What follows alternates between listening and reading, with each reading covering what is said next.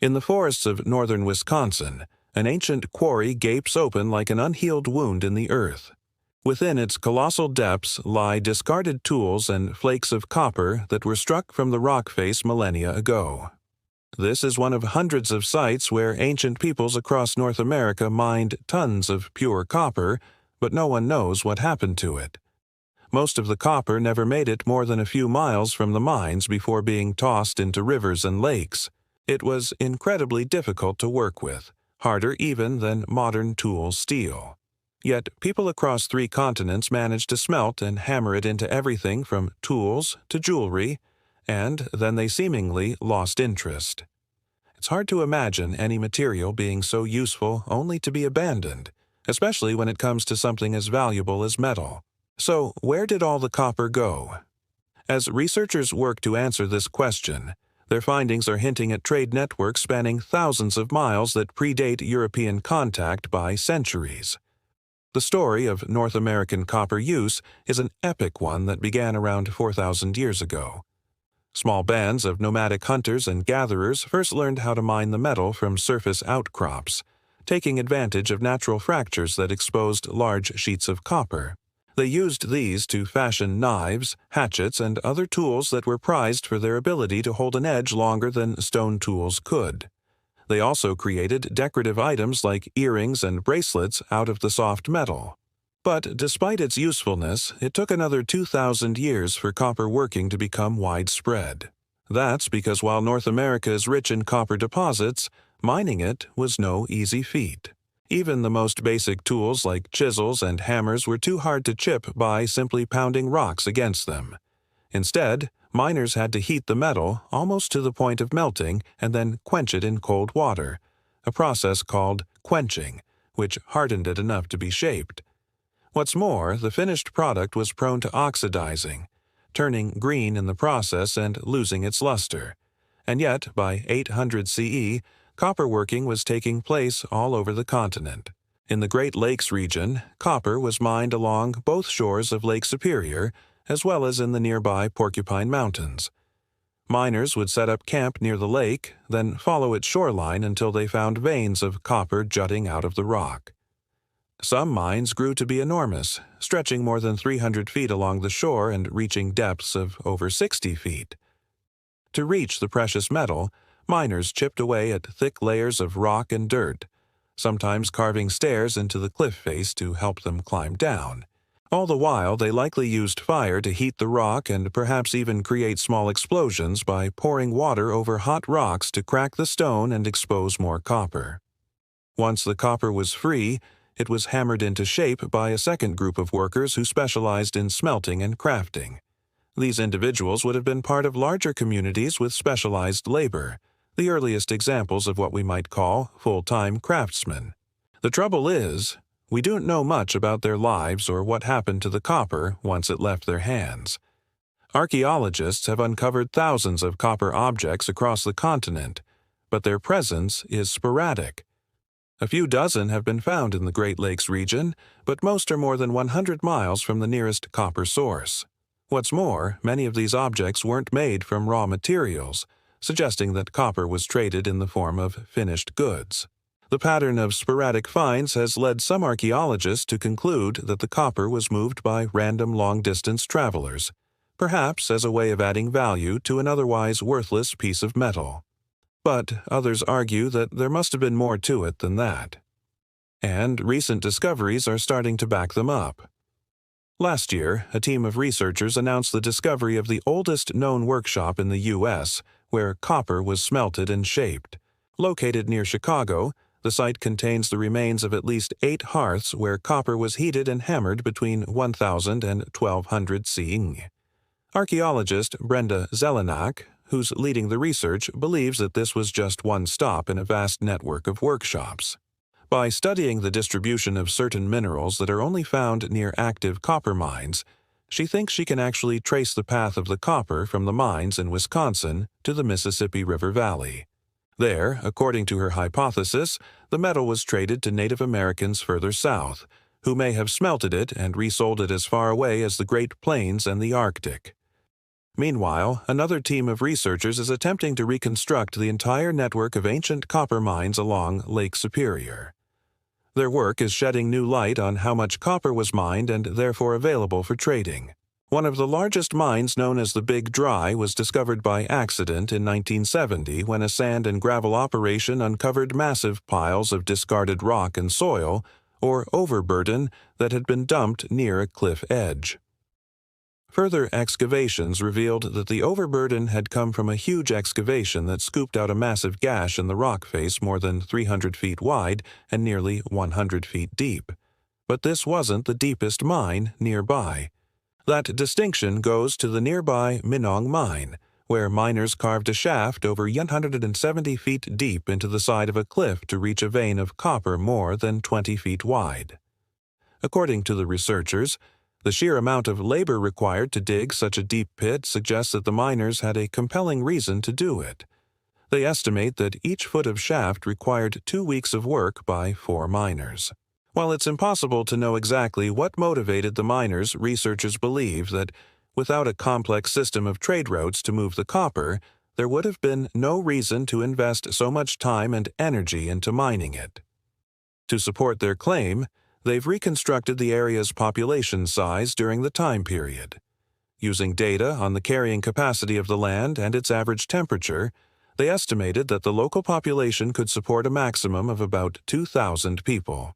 Yet, studies of ancient tool use suggest that more than 10,000 people were living within a day's travel of the mines, indicating that the surrounding regions must have contributed to the economy. All told, the researchers believe that at least 100,000 people participated in the copper trade network, which would have linked the Great Lakes region to the rest of North America like never before. It's important to remember that while these discoveries are helping us better understand pre-contact trade networks, the people who mined and traded copper had been living on this land for thousands of years prior to European contact. Many of the tribes who lived in the area continued to mine and trade copper after Europeans arrived, selling it to colonial traders in exchange for European goods like cloth and metal tools. Some tribes even worked in copper mines that were established by European colonists. Others adapted copper working to fit European demands, creating intricate works of art from copper ingots. Today, however, most of the mines are gone, stripped bare by commercial operations. The land has been reclaimed by the forest, leaving behind only scars on the earth and a few discarded tools. It's a stark reminder of an industry that vanished more than 1,000 years ago. But as researchers continue to uncover the secrets of its trade network, they're piecing together a more complete picture of life in pre-contact North America. And they're proving that the story of copper in North America is far from over.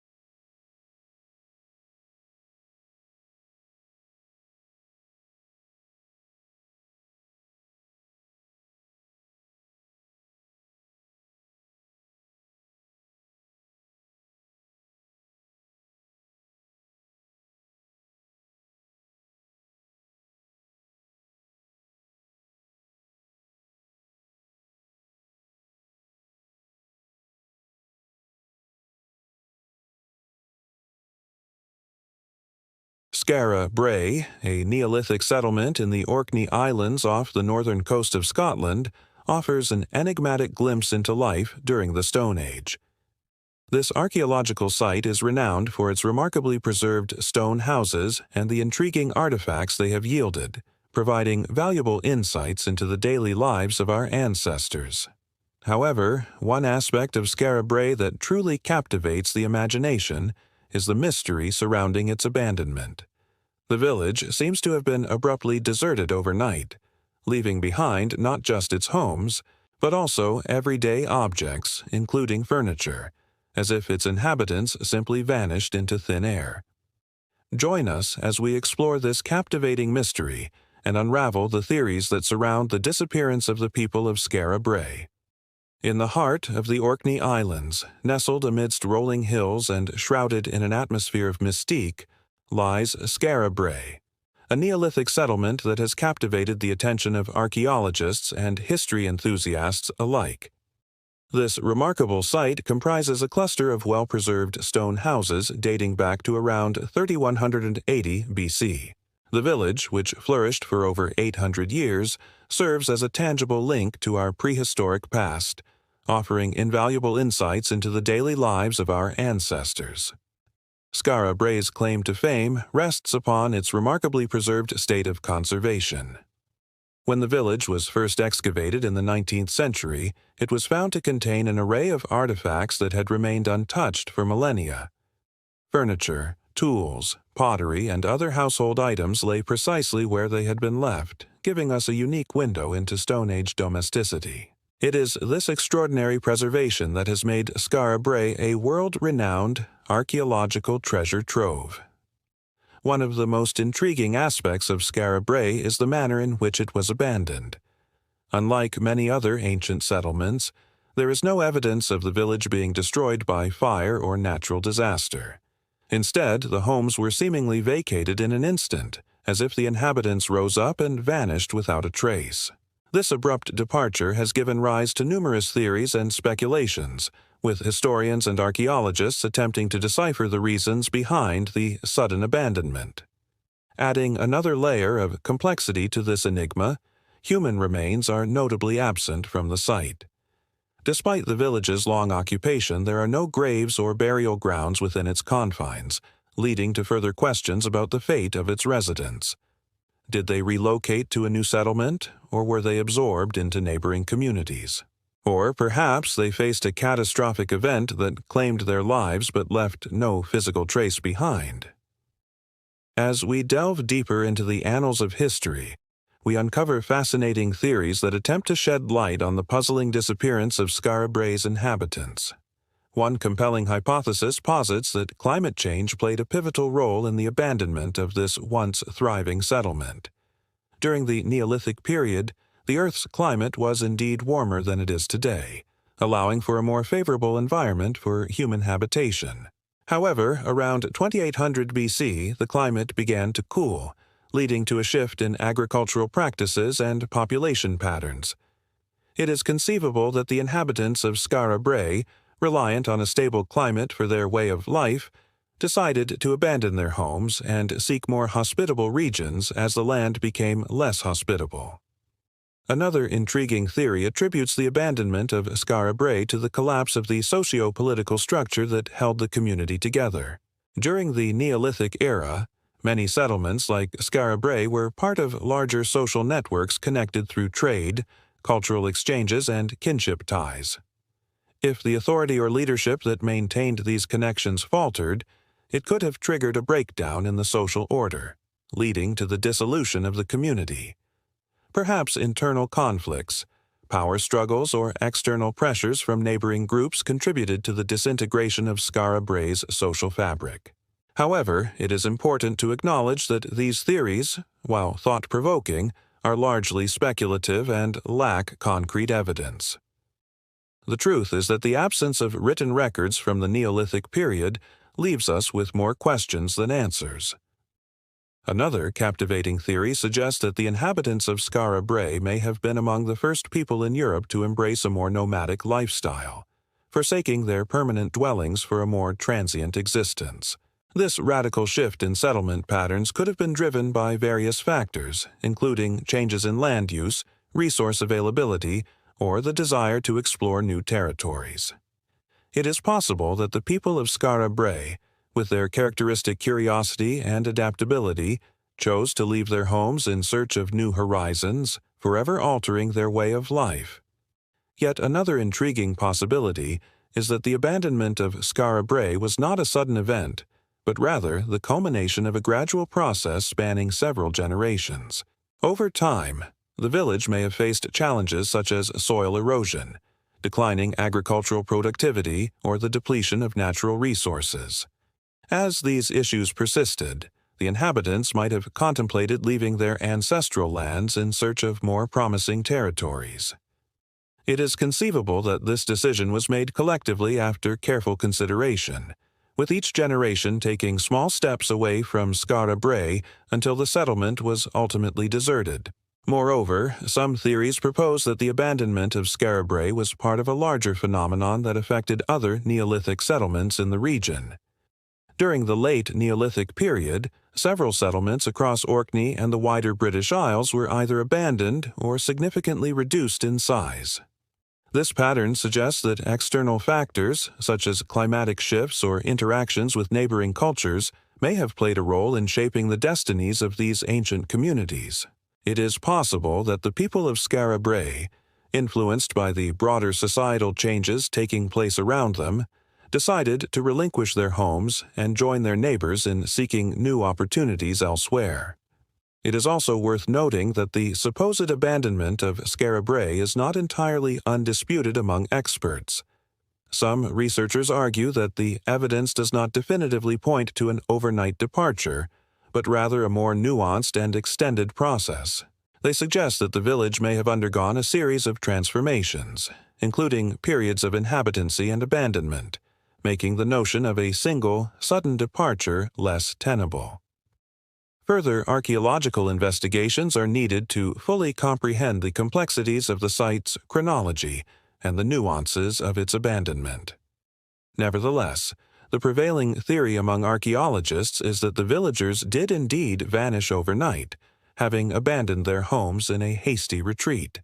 This theory is supported by the absence of any significant signs of destruction or prolonged abandonment. The structures appear to have been vacated abruptly, with everyday items left in place as if the inhabitants simply vanished into thin air. Moreover, the lack of human remains within the settlement itself or in nearby areas suggests that the villagers relocated as a group rather than succumbing to a localized catastrophe. However, it is important to acknowledge that this theory, too, is not without its shortcomings. The concept of a mass exodus without a discernible cause or destination poses. In 2008, the world watched in suspense as researchers at the National Autonomous University of Mexico prepared to unveil the incredible discovery of 2 crystal skulls that had been found in a cave in the jungle near the ancient Mayan city of Tayasal. What made these skulls so special was not only their exquisite beauty, but also the fact that according to radiocarbon dating, they were over 1,000 years old. Not just any 1,000-year-old artifacts, but crystal skulls. The level of detail on them was described by some as being impossible for the Mayans to have carved with their technology at the time. But where did these amazing sculptures come from? Are they evidence of a lost Mayan civilization that was more advanced than we ever imagined? Or are they modern fakes? Today, we're going to explore everything you need to know about the discovery of the Mayan crystal skulls and the ongoing debate surrounding their origins. Before we get started, be sure to hit that like button for more videos. Also, stick around until the end to learn about some incredible crystal skull artifacts that have been discovered around the world. The crystal skulls were discovered in a sealed limestone box inside a cave located in the jungle just outside of Taza. This is an ancient city located in the northern Yucatan Peninsula, and it dates back to between the 6th and 10th centuries AD. The city served as the capital of the Maya kingdom of Tayasal, and was one of the last Maya cities to be abandoned when the Spanish came through in the 17th century. For hundreds of years, the location of this cache of skulls remained a secret, known only to a few people who had explored the caves. However, in 2008, the Mexican government announced that they would be opening up the site to tourists, which led to a wave of media attention and speculation about what could be inside.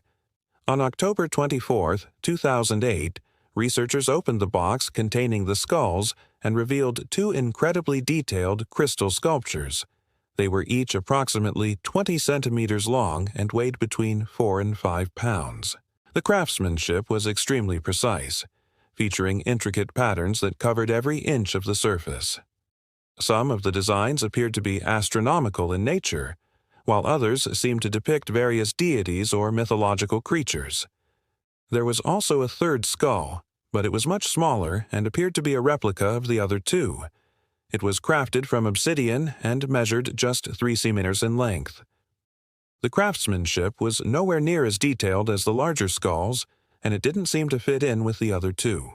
After examining the skulls, scientists used a variety of techniques to determine their age.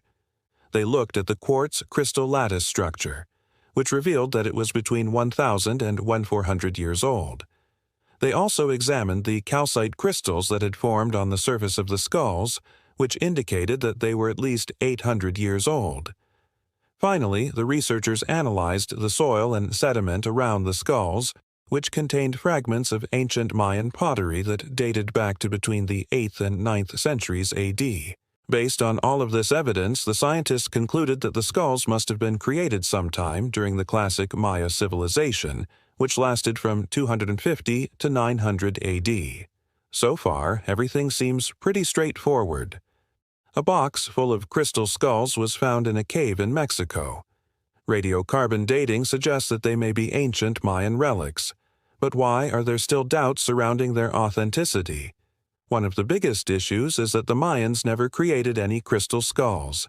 At least none have ever been discovered. The closest thing to them are the Dresden Codex and the Paris Codex, both of which date back to the late 15th century.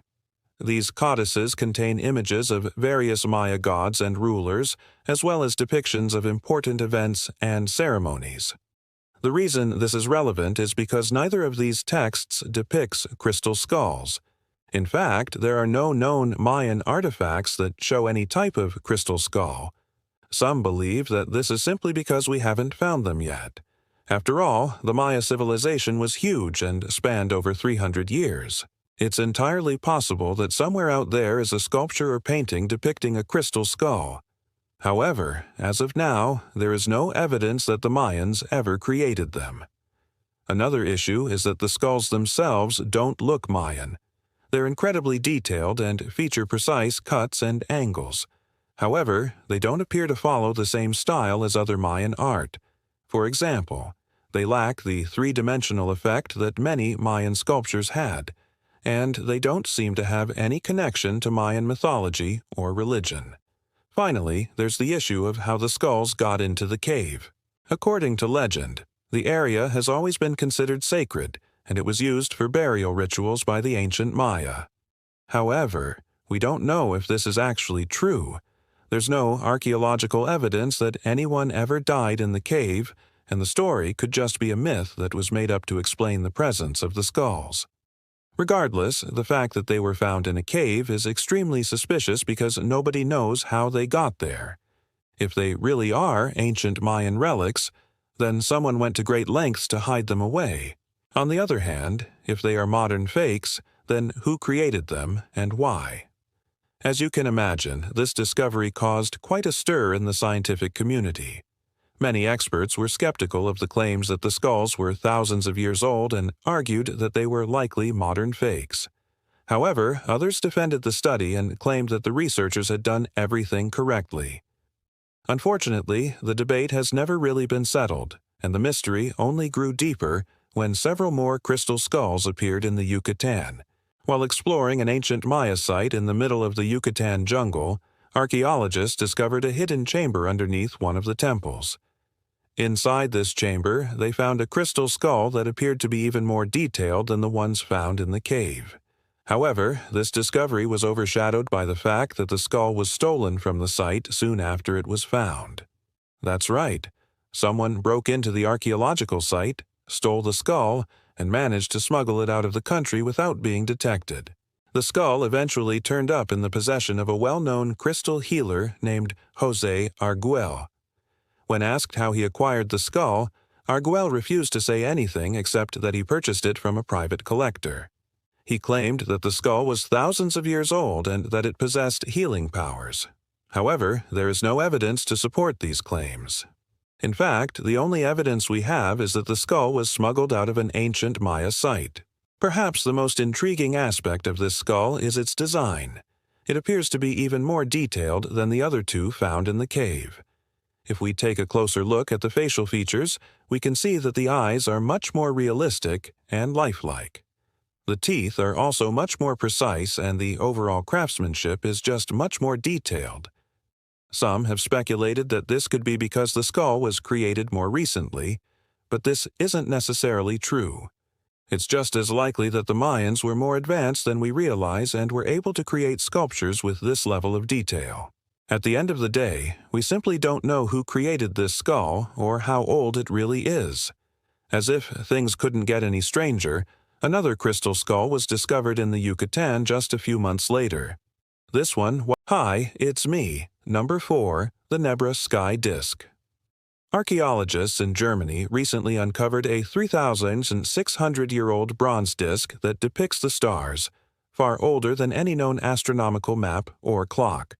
This artifact was crafted during the Late Bronze Age around 1300 BC, and it shows the positions of 34 holes that represent the Pleiades star cluster.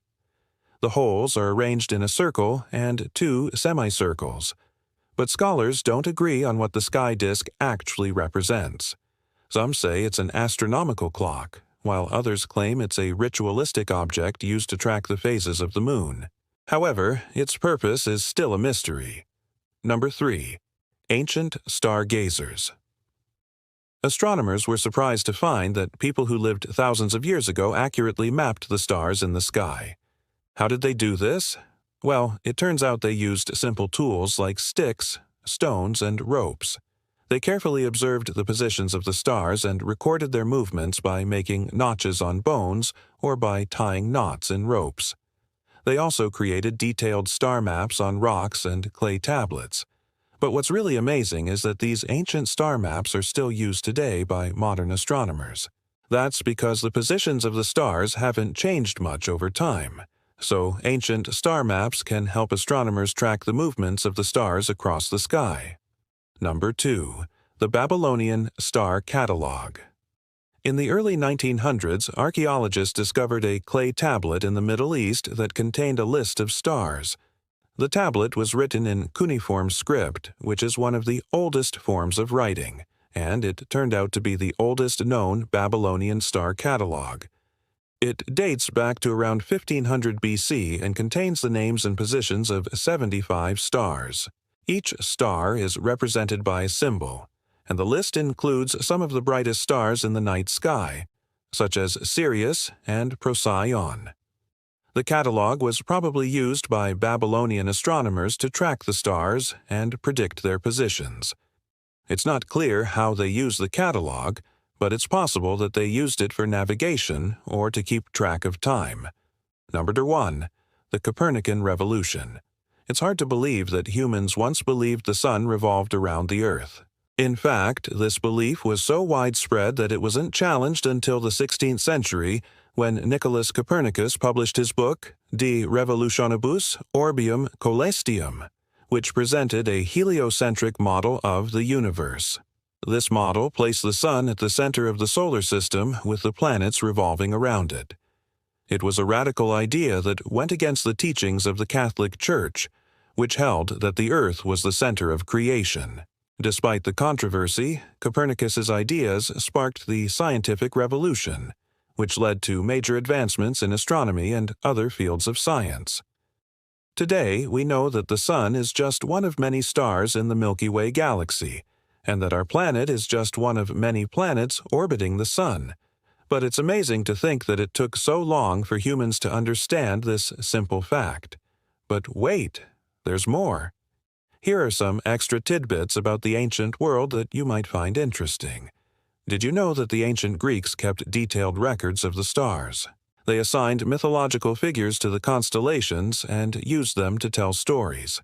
For example, the constellation Orion is named after a giant hunter from Greek mythology. The Greeks also developed a system for measuring the brightness of stars. They used a scale from 1 to 6, with 1 being the brightest and 6 being the dimmest. This system is still used today, although we use more precise measurements. Did you know that the ancient Egyptians built massive tombs for their pharaohs? These tombs were often decorated with intricate artwork depicting scenes from Egyptian mythology. One of the most famous Egyptian tombs is the Pyramid of Giza, which was built around 4,550 years ago. It was originally over 480 feet tall, making it the tallest structure in the world for over 3,800 years. Did you know that the ancient Romans built an impressive road system throughout their empire? These roads were used for military purposes, but they also allowed for the easy transport of goods and people. One of the most famous Roman roads is the Via Appia, which was built around 312 BC. It was originally 115 miles long, but today it's still one of the main roads in Rome. Now it's time to test your knowledge. Which of these facts did you already know? Let me know in the comment section below. And if you enjoyed this video, don't forget to click the like button and subscribe for more amazing historical tales. Ancient Times, a world before records.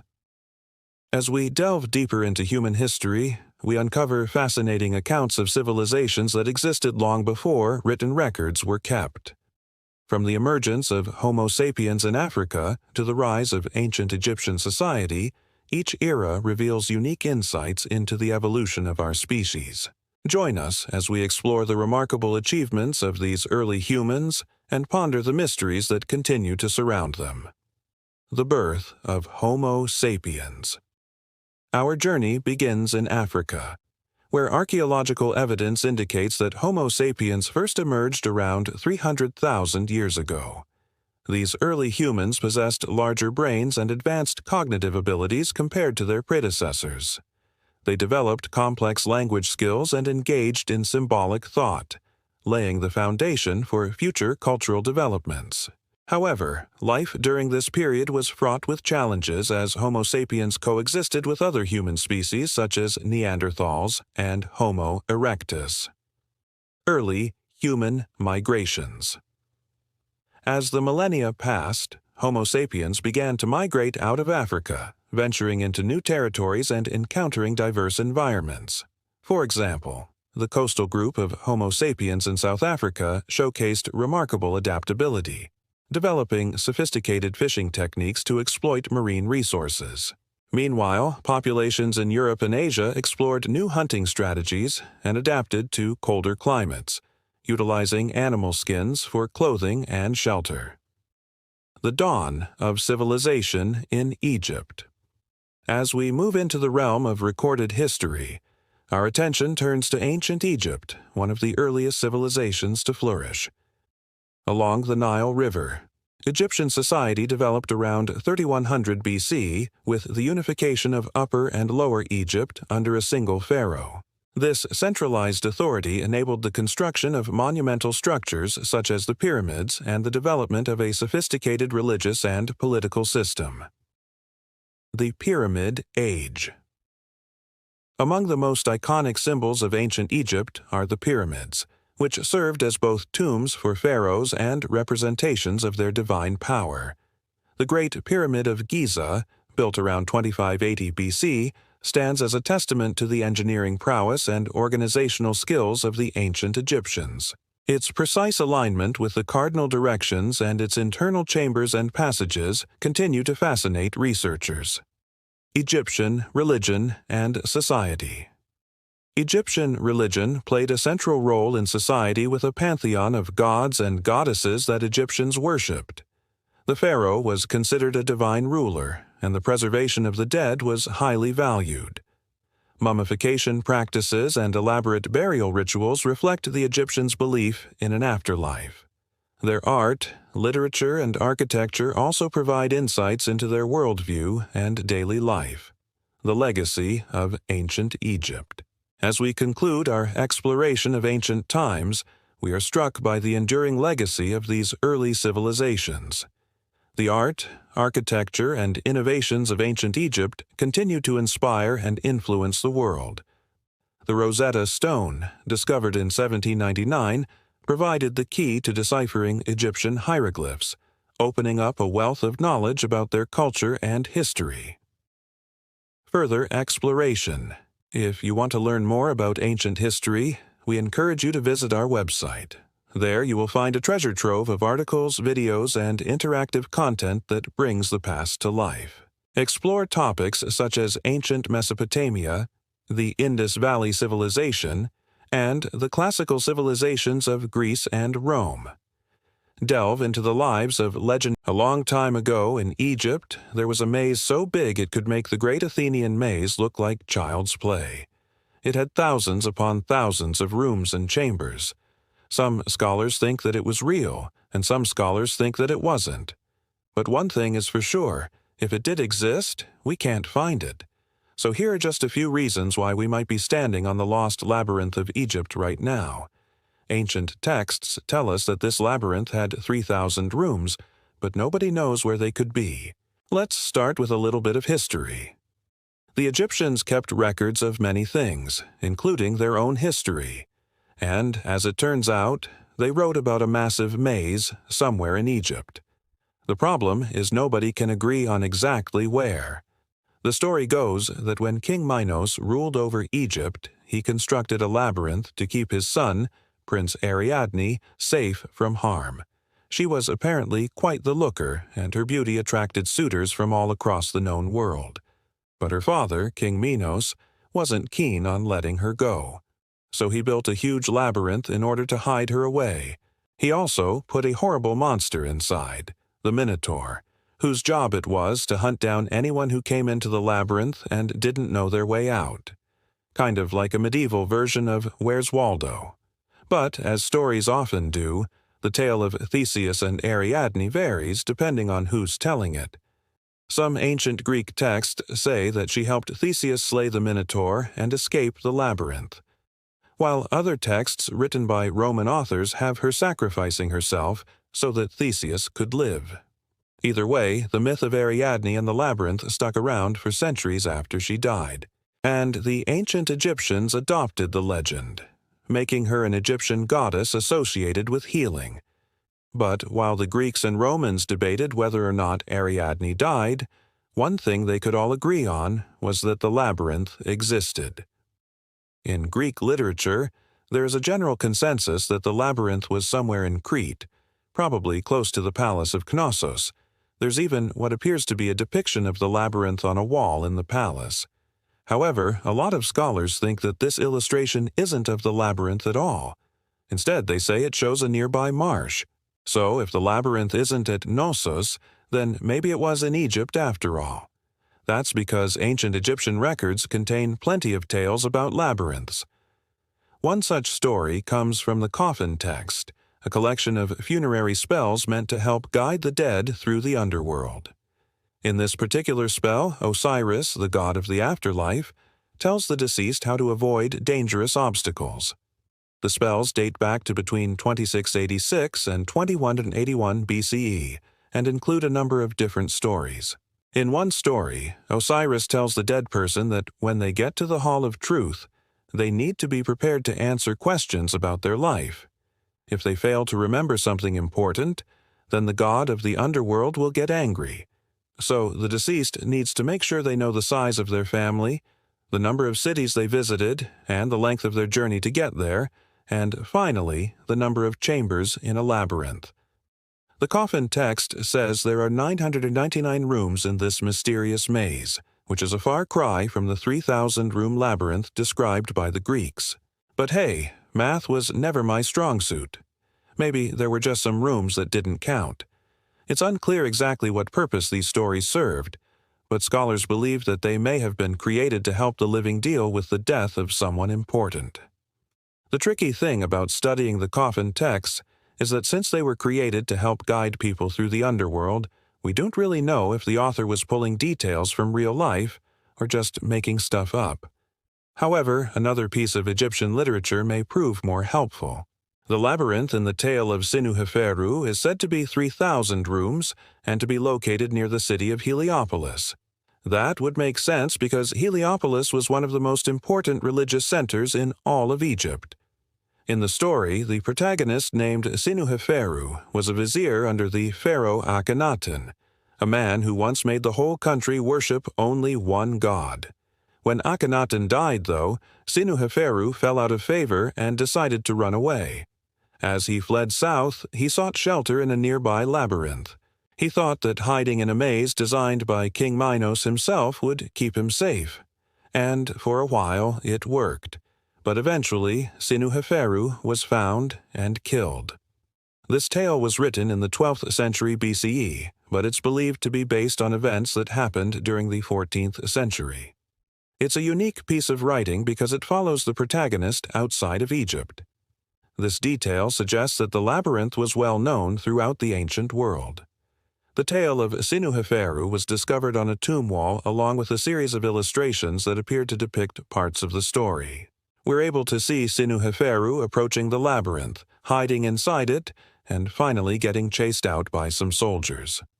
Scholars have also pointed out that the buildings and vegetation shown in the artwork is remarkably similar to what you'd find in Greece. This similarity in architecture and nature has led some scholars to conclude that the author of the tale traveled to Greece and was basing his descriptions of the labyrinth off of the famous maze at Knossos. Yet other scholars point to similarities between the tomb paintings and ancient Egyptian art depicting the goddess Ariadne. If that's true, then it looks like the ancient Egyptians imagined their labyrinth differently than the Greeks did. For one thing, archaeologists have noticed that some of the artists seem to have gotten a little carried away. They drew mazes with staircases and pillars and even straight lines, which isn't very mazy. To top it off, the biggest labyrinth in the Egyptian labyrinth is actually missing. It has more rooms than any labyrinth ever drawn before or since. When archaeologists uncovered the remains of a massive palace in Egypt, they thought they'd found the location of the legendary labyrinth. Unfortunately, the building turned out to be nothing more than a regular old palace.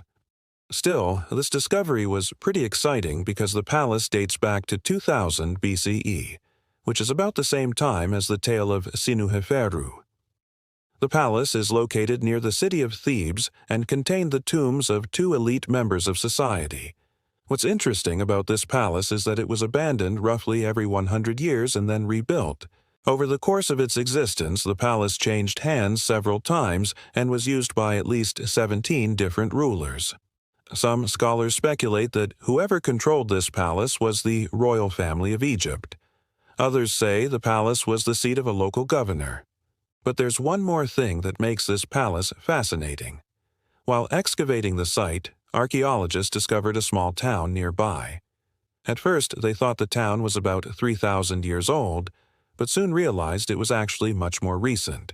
Pottery found at the site indicates that people lived there between 1000 and 200 CE, which means the town was occupied roughly between the years 700 and 850 CE.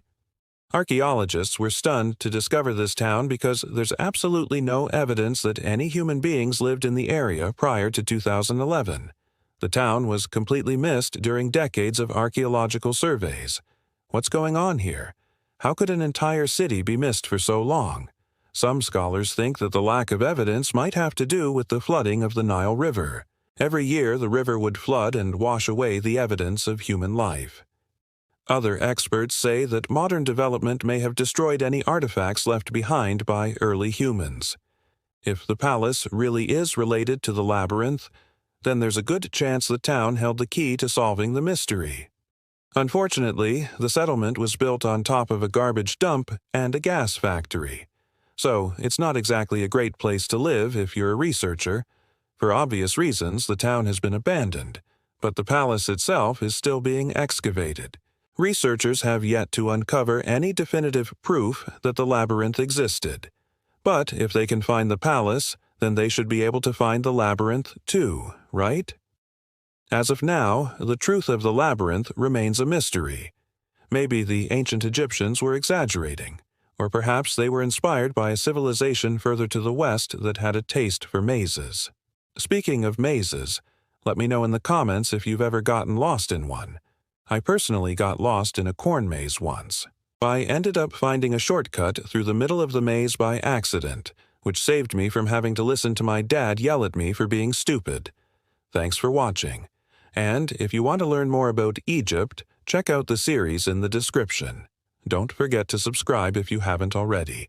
And I'll see you next time.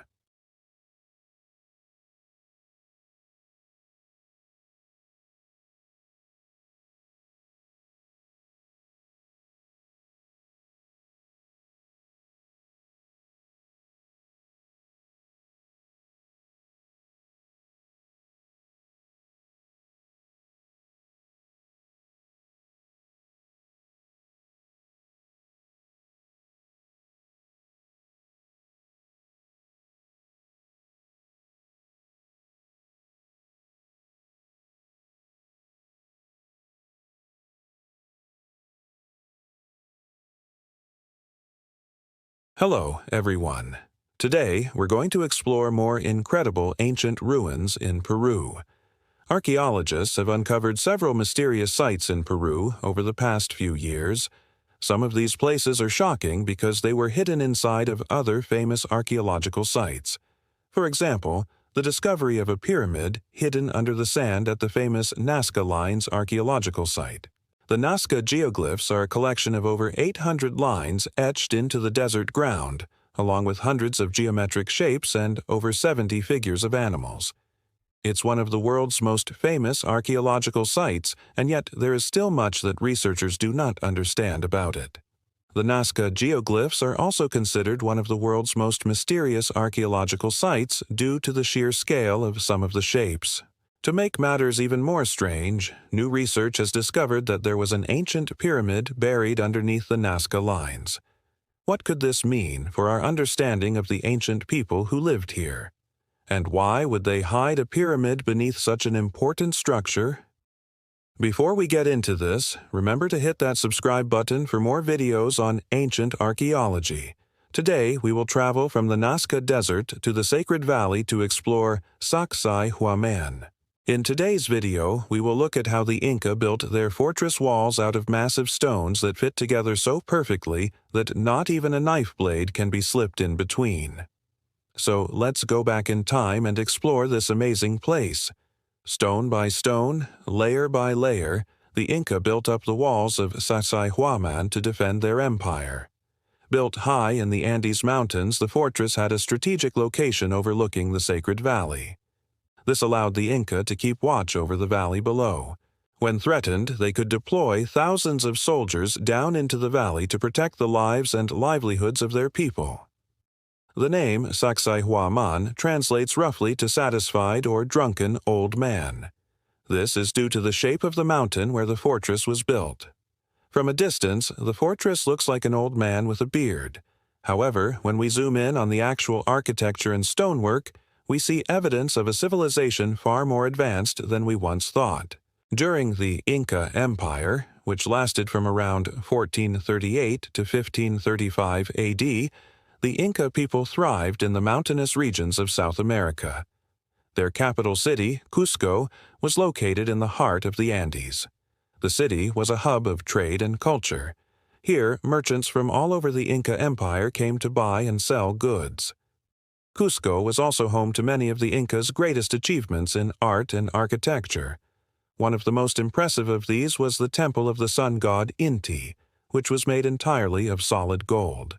Unfortunately, much of this great temple was destroyed by the Spanish when they invaded the Inca Empire. However, there are still some parts of it that remain standing today. These include the Coricancha, or Temple of the Sun, which houses a museum and the Incas' finest examples of stone masonry. Also standing today is the nearby fortress of Sacsayhuaman, which is still one of the most well-preserved Inca ruins in Peru. The fortress was likely built during the reign of Pachacuti, who ruled from 1438 to 1471 AD. He was the ninth king of the Inca dynasty. During his reign, the Inca expanded their territory and built many great projects including temples, roads, and bridges. When the Spanish invaded Peru in 1532, the Inca ruler at the time, Atahualpa, attempted to defend his people but was captured by the Spanish and executed. After this, the Spanish began to destroy many of the Incas' religious sites, including the Coricancha and Sacsayhuaman. Despite this, the fortress remains an impressive site today. Archaeologists have been able to determine that the fortress was used for both military and religious purposes. There are several large plazas within the fortress walls which may have been used for ceremonies or festivals. Also found within the fortress are 3 temples which were likely used to worship the Inca gods. One of these temples is dedicated to the sun god Inti, and another is dedicated to the moon goddess Mama Killa. The third temple's purpose is unknown. It has also been suggested that the fortress may have served as a royal residence for the Inca nobility when they came to Cusco. There is evidence that the fortress was occupied as late as the 16th century, long after the Spanish had arrived in Peru. The Inca people resisted the Spanish for many years, but eventually they were defeated, and the fortress was abandoned. The layout of the fortress is quite complex. There are 4 main gates which lead into the complex. Each gate is decorated with stonework depicting either a puma or a condor, both of which are sacred animals to the Inca. Once inside, visitors will find a series of plazas, temples, and other structures. The most impressive of these are the fortress walls. They are made up of huge stones that weigh several tons each. What makes the walls so amazing is not just the size of the stones, but also how they fit together. The stones are so precisely cut that not even a knife blade can be slipped between them. This level of craftsmanship is truly remarkable, and has left archaeologists baffled for years. How did the Inca builders manage to move and position these massive stones without any modern tools or technology? Researchers believe that the Inca used a combination of brute strength and ingenuity to build their impressive stone structures. They likely used a simple tool called a pumice hammer to shape the stones. This is a handheld tool made from a hard, dense rock that was used to chip away at softer stone. The Inca also likely used a technique called coring to create the holes in the stones. This involved drilling a hole into the stone using a bow and drill, then expanding the hole using a chisel. Finally, the stones were likely moved into place using a combination of levers, rollers, and human power. The Inca were known for their incredible road-building skills, and they likely used many of the same techniques to move the stones. It's truly amazing to think that these structures were built without the use of modern tools or technology. The Inca were clearly a highly skilled and intelligent civilization. We can learn a lot from their incredible stonework. The precision and accuracy required to build such structures is truly remarkable. The Inca were able to create buildings that are still standing today because they took the time to do the job right. They didn't cut corners or use cheap materials. Instead, they put in the hard work required to create structures that would last for centuries. The Inca Empire was one of the largest and most powerful empires in pre-Columbian America. At its peak, it stretched from northern Ecuador to central Chile and Argentina. The Inca built a vast road system that allowed them to control their empire effectively. They also developed a sophisticated agricultural system that allowed them to feed their large population. The Inca were skilled farmers, and they grew a variety of crops, including potatoes, corn, and quinoa. They also domesticated llamas and alpacas, which provided them with food and clothing. The Inca Empire was rich in gold and silver, and they used these resources to create beautiful works of art and architecture. They also had a highly developed textile industry that produced some of the finest fabrics in the world. Unfortunately, the Inca Empire was destroyed by the Spanish conquistadors in the 16th century. However, their legacy lives on in their impressive ruins and the traditions of the people of Peru. The Inca were clearly a highly advanced civilization, and we can learn a lot from their incredible stonework and other achievements. If you want to know more about other incredible archaeological finds in Peru, stay tuned for more updates.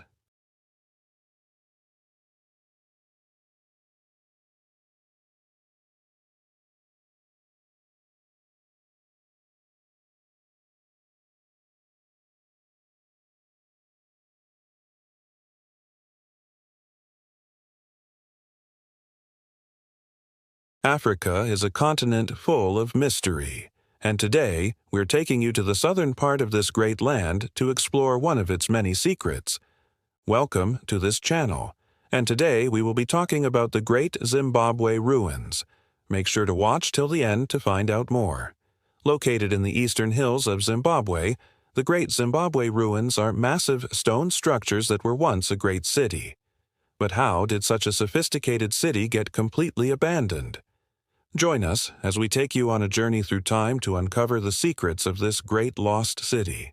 Before we get into it, be sure to hit that like button for more videos. Let's get into it. The Great Zimbabwe Ruins are a collection of stone structures that were built around 1100 AD and were inhabited up until the 1400s. This makes the ruins over 800 years old, yet they still stand strong and tall.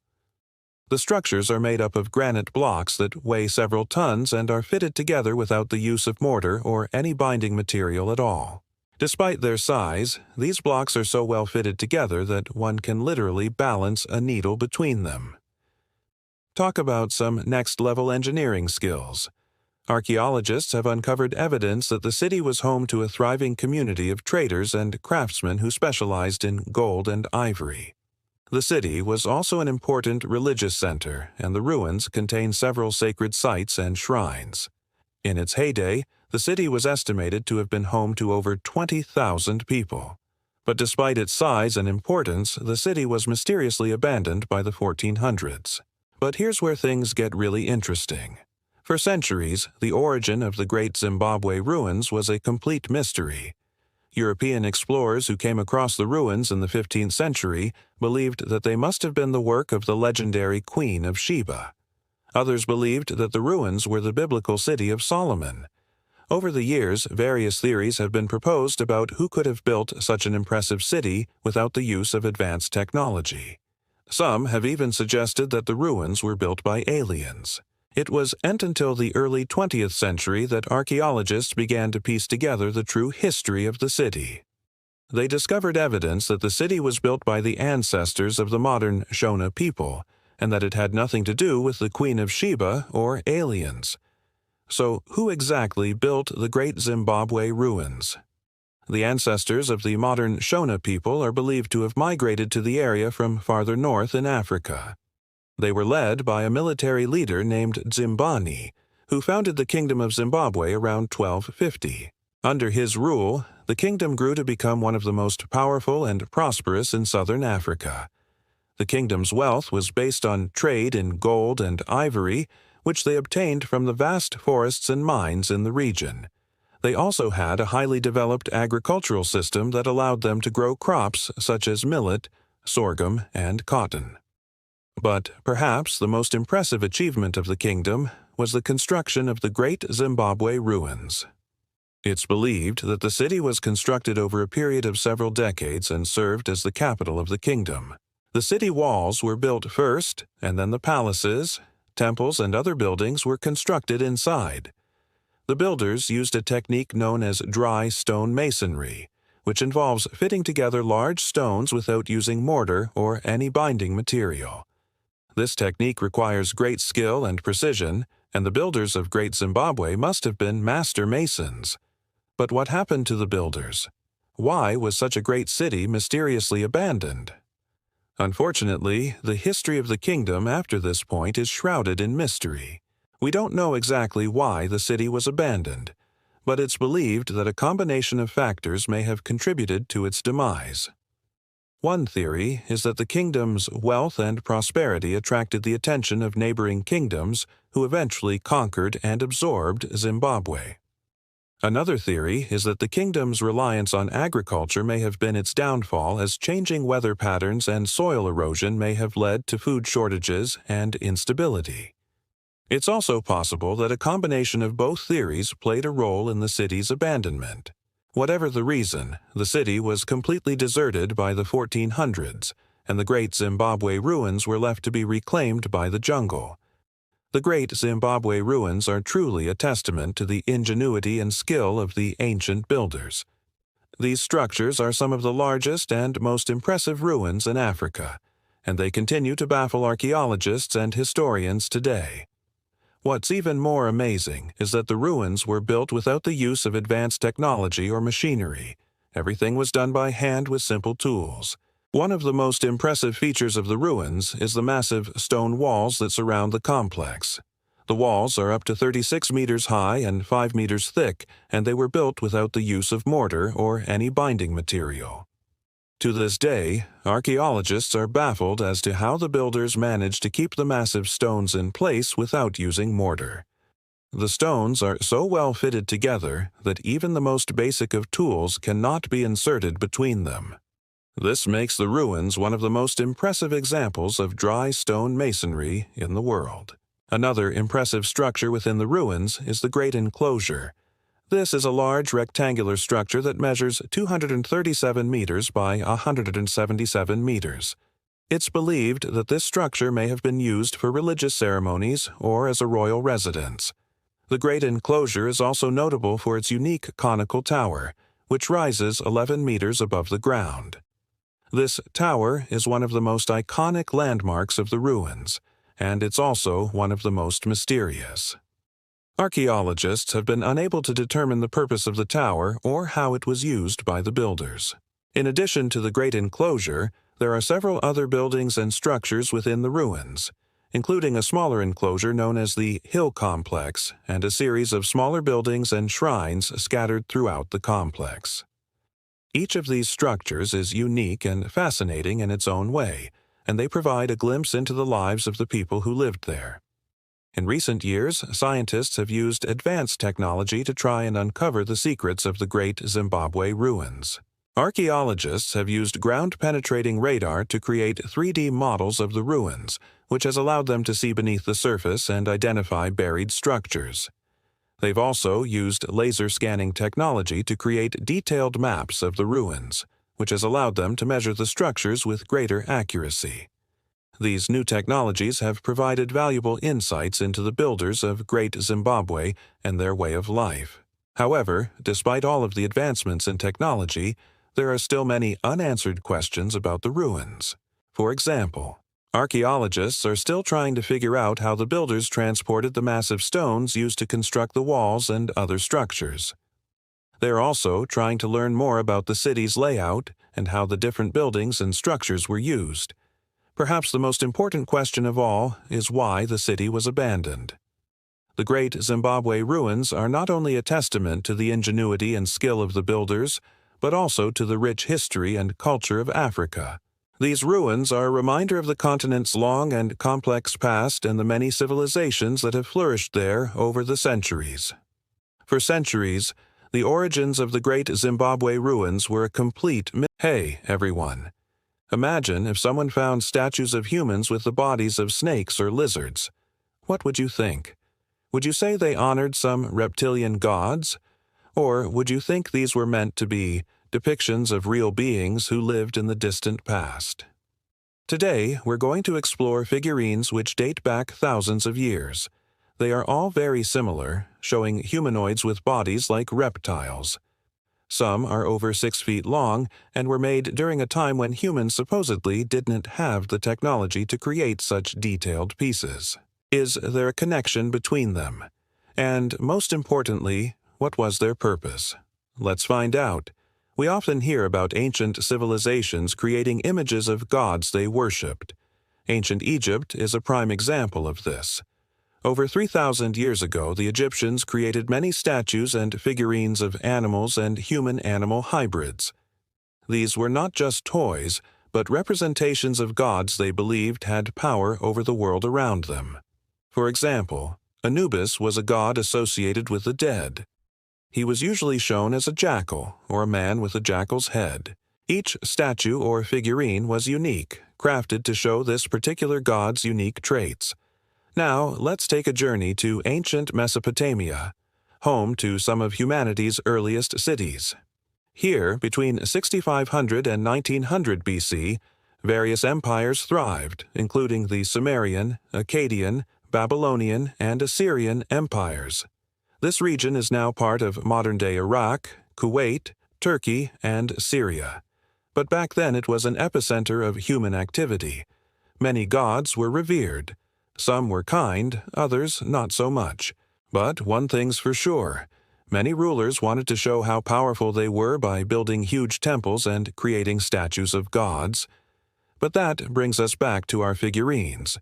Why do we care about them? Well, among the countless artifacts discovered in this area, a special group of items stands out, a series of mysterious lizard-like figurines known as the Ubaid lizardmen. These artifacts are truly fascinating. They were unearthed at the Ubaid archaeological site in southern Iraq, hence the name Ubaid lizardmen. The site dates back to the Ubaid period, lasting from roughly 6500 to 3800 BC. That's a span of more than 2,700 years. It was a time when agriculture started in Mesopotamia and cities began to grow. But what makes these artifacts so special? And why do experts believe they could have been made over such a long period? As we delve deeper into this mystery, we'll learn about the unique features of these figurines and try to understand what they might represent. Now, when we talk about the Ubaid period, we're talking about a significant time in Mesopotamian history. This was a period when settlements grew into bustling city-like centers.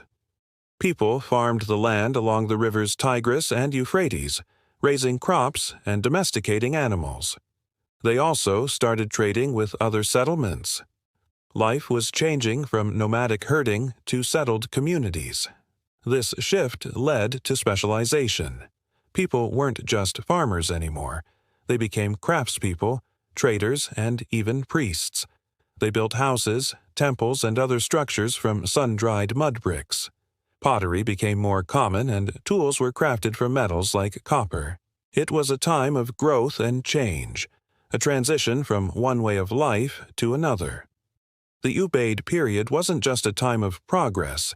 It was a foundation for what came after. The societies of this time planted the seeds of civilization that would later flourish into the great empires of Mesopotamia. What does this tell us about the people who lived here? For one, it shows a growing complexity in their societies. Agriculture allowed for more people to live together. As settlements expanded, the need for organization increased. People needed to manage water resources, plan their crops, and protect their livestock. This likely led to the formation of community leaders, councils, and eventually, political structures. Secondly, it reveals a growing interaction with the environment. The domestication of plants and animals shows a desire to control and utilize resources for their benefit. This human-environment relationship would become a defining feature of Mesopotamian civilizations. Lastly, the shift to settled life indicates a growing desire for permanence. No longer tied to the wanderings of their herds, people could build homes and establish roots. This desire for stability would influence their religious beliefs, social structures, and even their art. In essence, the Ubaid period wasn't just a time in history. It was a transformation. It was a step away from nomadic existence towards settled civilization. It was a moment when humans took control of their environment and started building the foundations of society. Understanding this context is key to unraveling the mysteries of the Ubaid lizardmen. Now, let's focus on those figurines. We know that the Ubaid period marked a significant shift from nomadic herding to settled agriculture. This change brought about new ways of life, new challenges, and likely new belief systems. Could the Ubaid lizardmen be a reflection of these changes? Were they symbols of a new way of life or protectors in a changing world? The Ubaid lizardmen are a collection of sculptures that share common characteristics, yet each is unique in detail. They range from small, intricately detailed pieces to larger, more stylized ones. Their features are consistent, though, portraying humanoid figures with elongated heads and bodies covered in scales. Some wear ornaments, possibly indicating status. They hold objects that could be spears, suggesting a connection to hunting or warfare. The most intriguing aspect is their reptilian appearance, with many of the figurines having snake or crocodile-like features. Creating these figurines required skill. They were crafted from materials like limestone, gypsum, and even bronze. Techniques like casting and lost wax were used, showing advanced knowledge of metalwork. The attention to detail is remarkable, capturing not only the external form, but also the texture and patterns of reptile skin. The size of these figurines varies greatly. Some are quite small, likely intended as personal amulets or decorative items. Others are monumental, standing up to 6 feet tall, clearly meant to be seen and perhaps interacted with on a larger scale. The sheer number of these figurines is also noteworthy. They've been found in various locations across Mesopotamia, suggesting a wide reach and possible common purpose. Their distribution— Hey guys, this is crazy. It's all over the news today. Archaeologists just found what they're calling the oldest wooden statue in the world. They say it's about 12,000 years old, much older than the Egyptian pyramids, which are only about 4,500 years old. It was found in Russia, carved from a single piece of wood, almost 10 feet tall. It's an enormous statue with strange symbols all over it. It may be one of the oldest examples of religious iconography ever discovered, and it may also help scientists decipher the lost language of the Ice Age. It's so exciting when we learn about discoveries like this because it helps us better understand our history.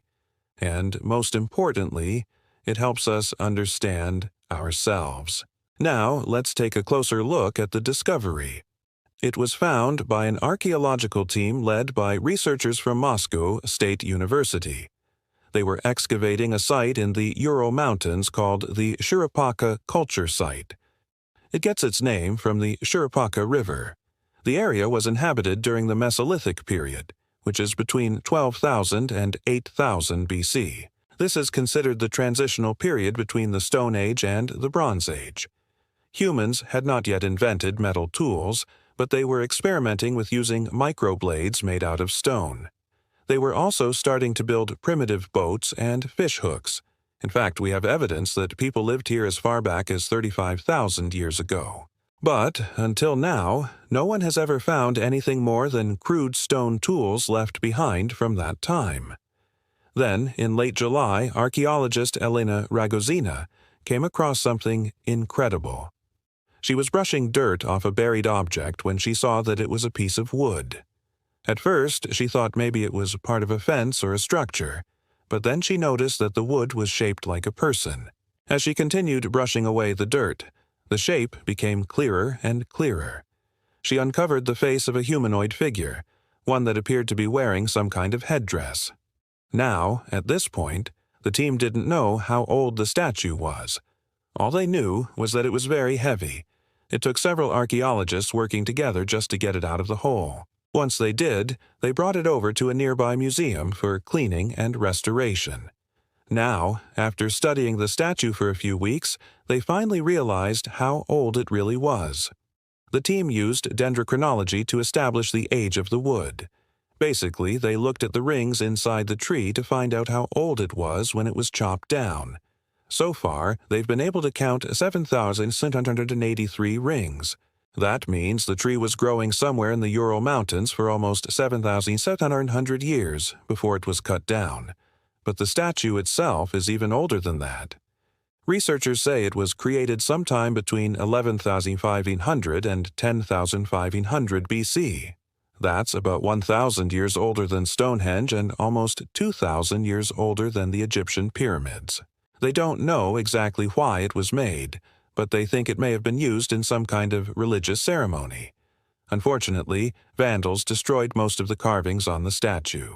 But there are still enough left where researchers can get a good idea of what it originally looked like. It's a humanoid figure standing with legs wide apart. It has hands resting on top of a small rectangular object. It appears to have geometric patterns carved into its body, as well as what might be some sort of animal pelt. On its chest, there are two lines coming out of its mouth. Some experts think these lines represent a tongue and teeth. Others believe they could be the whiskers of some kind of animal. In between the lines are three large holes, while smaller holes are scattered throughout the rest of the statue. The head of the figure is decorated with some sort of elaborate headdress. There are also patterns on the arms, chest, and legs. No one is sure what any of these carvings mean, but some experts think they could tell us about the language of the Ice Age. We know humans developed spoken language long before we started writing things down. However, we have very little evidence of what the earliest languages sounded like. Most of the written languages we're familiar with today developed from ancient Mesopotamian languages. But those languages evolved over thousands of years. The symbols on the Shigir idol may be among the oldest examples of a pre-state language ever found. If we can decode them, we would be learning about the first human language. Unfortunately, we may never fully understand the carvings. We have similar problems with other prehistoric statues. For example, the famous Venus figurines that have been found all over Europe are extremely mysterious. We don't know who they represent or why they were made. This is partially because we don't understand the symbolism associated with them, but it's also because we have so few of them. We only have about 150 Venus figures, and none of them are complete. Many are missing their heads or limbs. This makes it extremely difficult to study them. There's also the problem that no one knows exactly how to interpret the data. When archaeologists find a new site or artifact, they usually compare it to other sites and artifacts that are similar. But the Venus figurines are unlike anything else from the Stone Age. In most cases, archaeologists have to rely on educated guesses. This is why the Shigir idol is such an important discovery. It gives us a whole new set of data to work with. It's the first humanoid statue to come out of the Ice Age, and it's the only one that we know of with any kind of markings. There's so much we can learn from it, and thankfully, it isn't damaged like most of the other statues. The team is hoping that other groups will reach out to help them translate the carvings. They want to use computer tomography to digitally scan the statue so they can get a better look at its features. So far, researchers have only had limited access to the idol. It's currently being stored in a warehouse in Yekaterinburg, Russia. Hopefully, we'll be able to see it in a museum soon. It's a reminder that there's still so much we don't know about history. We have barely scratched the surface. Who knows what other secrets are hiding in the mountains of Russia? Maybe we'll one day discover the secret to immortality, or even find evidence of extraterrestrials. What do you think the symbols on the statue mean? Let me know your thoughts. For more videos of unexplained archaeology, be sure to subscribe. Thanks for watching.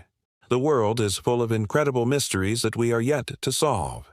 And many times these mysterious discoveries leave us wondering about how ancient civilizations were able to accomplish such feats. Today, we are going to talk about one such discovery. This is an incredible place in China known as the Longyu Caves. It consists of a series of gigantic hand-carved caves that were hollowed out from an entire mountain. But the most astonishing part of this discovery is not what you think.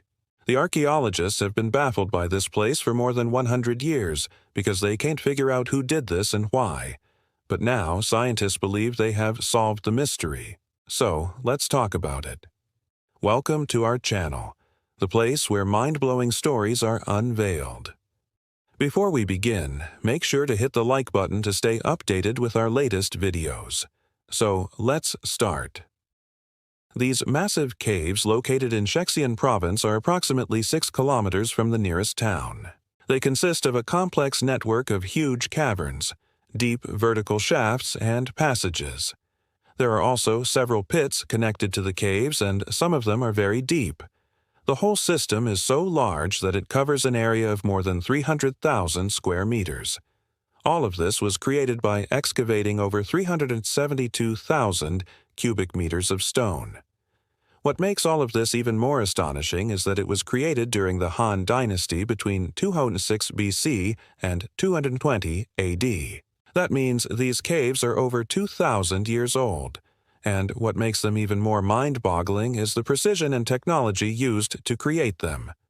We all know that the Chinese are masters when it comes to art, but back then there weren't any machines or advanced tools available. Everything was done manually. Even today, we don't have the technology and tools that were used back then. And yet those people were able to hollow out an entire mountain with unbelievable precision. Some of the walls are so smooth that you can see your reflection in them as if they were carved just yesterday.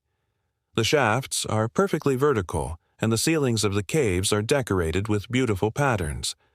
These carvings show that the builders had an incredible understanding of hydraulics and engineering. In fact, they were so advanced that we haven't been able to replicate them even today. It has been more than 100 years since these caves were discovered, but scientists still don't know who built them and why. When the caves were first found, locals said that they were made by a skilled stonemason named Yang Yu Gong. According to legend, he was an orphan who lived in a cave and carved these magnificent caves by himself. However, archaeologists found no evidence to support this story. Another theory suggests that these caves were created by war veterans.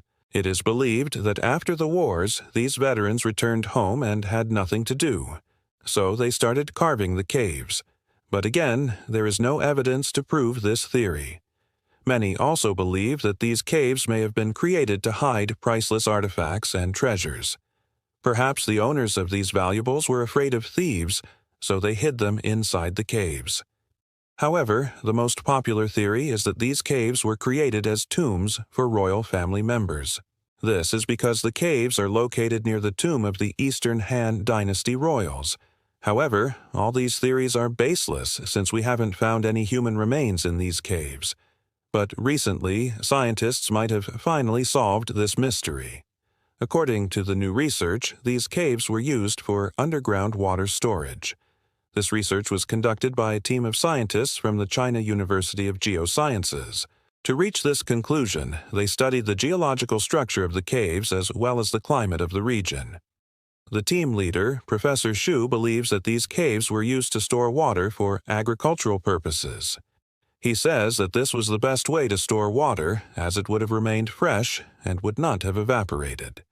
He also explains that these caves could hold water for a longer period of time since they have a constant temperature throughout the year. The temperature of these caves never goes above 10 degrees Celsius or below 5 degrees Celsius. Therefore, the water stored here would remain fresh and suitable for drinking and farming. The researchers also studied the composition of the minerals found in the caves and compared them with the nearby rivers. They found out that the minerals in the caves were similar to those in the river, which means that water was indeed stored here. Moreover, they found traces of iron in the caves. This suggests that the water was used for irrigation purposes, since water containing iron is ideal for farming. Interestingly, the Chinese invented the iron plow as early as the 7th century BC. This was a significant advancement in agricultural technology, as iron plows were much more efficient than those made from other materials. Based on their findings, the researchers concluded that these caves served as an underground reservoir that could hold water for a long time.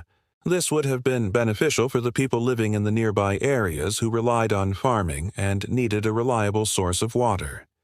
The team leader also explains that the design of the caves played a crucial role in their ability to store water. The vertical shafts would have allowed for efficient drainage, while the smooth walls and ceilings would have prevented water from seeping out. Additionally, the network of caves and passages would have provided a large surface area for water to flow through, allowing for maximum contact with air and sunlight. This would have helped to maintain the quality of the water and prevent it from becoming stagnant.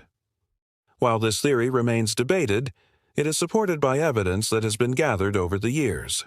For example, archaeologists have found traces of water in the caves, as well as tools that were used for digging and carving. Additionally, historical records from the Han Dynasty mention underground water storage systems being used in other parts of China. While it is possible that the Longyu Caves were used for water storage, it is also possible that they had multiple uses.